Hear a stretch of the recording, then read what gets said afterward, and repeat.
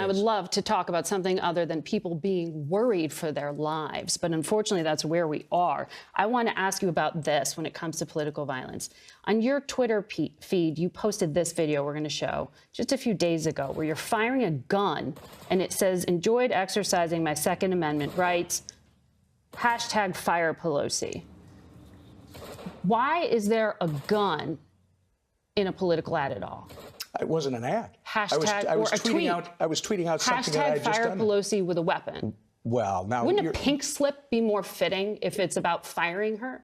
What's up, everybody? Major Retired Richard Ojeda here, and on Face the Nation, host Margaret Brennan tries to explain the proverbial gasoline that Republican members are pouring on the existing fire, but don't expect them to hear any of it. Margaret, Why a gun? it's interesting, Margaret, that we're talking about this morning when a couple of years back, when a Bernie Sanders supporter shot Steve Scalise. Which was horrendous when a Bernie and Sanders horrific, supporter which is shot why we Steve should be Scalise, not I never heard putting you or weapons. anyone else in the media trying to blame Democrats for what happened. We need to stay focused on what we're all doing. Extensive coverage of what happened to Steve Scalise. There's extensive Nobody news coverage, tried sir. to. This should make us feel a little better that someone is calling a piece of this demented puzzle out, but it seems that it does us no good. Nobody coverage, tried sir. to equate Democrats' rhetoric. People that I'm not say, talking about your rhetoric. I'm talking about what you posted. You're shooting a gun. Our viewers just saw it. Yeah, right. Hashtag fire Pelosi. Exercising our Second Amendment rights, having That's fun, not a debate about the shooting a Second gun. Amendment. Yeah. That's not a debate about the Second Amendment. Yes, it Hashtag is. fire Pelosi. Yes, it is. I'm Do you running not the campaign understand that that operation is for the suggestive to Republicans. people who are in a bad state and in this current environment, how risky it is? As you're talking about the importance of lowering the rhetoric. I disagree with you, Why do you leave that up? Again, And here's why. There has been no substantial shift or reprimands put in place to deal with those in Congress or in the House that are calling for political violence. Some examples: Paul Gosar posting a video of the animated murder of AOC and Joe Biden. He's still in government. So is Marjorie Trainwreck Green, Josh Hawley, Lauren Boebert. All of them still have their seats. Nothing more than slaps on the wrist and wagging a finger from Kevin McCarthy and the upper management of the GOP. And if an attack on the Capitol itself doesn't make them sit back and think, then really what will? What do you have as fact as they dismiss it all as being made about politics? Every single day we slip more and more into a deeper trench that has quicksand at the bottom. The more we try and claw our way out, the more we get sucked back down.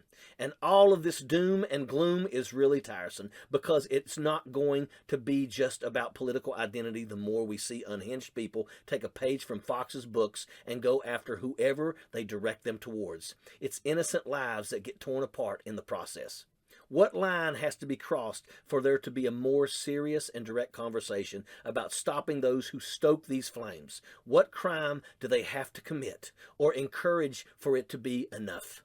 Because as we've seen, it's more and more every day. Trump puts targets on the backs of every single person that crosses him on Truth Social. Elon Musk has opened up the floodgates for people to say whatever horrific things that come to mind about minorities on Twitter. And Fox News just digs itself deeper and deeper into the filth and celebrates the chaos. I wish I had a good answer, I really do. I wish I knew that my military service meant that when I was here at home, it didn't have to be concerned about the fate of our country. But here we are, literally watching it corrupt from the inside, all because too many people are scared to lose power and speak out against the real evil that exists in the GOP. There has to be a stop to the whataboutisms because our current state is fractured. It's in pieces, and if we don't recognize and call out the people that are doing this to us, then we are to blame for when it caves in all around us. And I'm going to go ahead and make the assumption that you can't count on the right wing to do anything of the sort because it seems like they thrive on the notions of political violence and acting in bad faith every time. Let's hope for better news on the flip side of the election. In the meantime, stay safe, take care of one another, and make a plan to vote. Sappers clear the way, airborne all the way.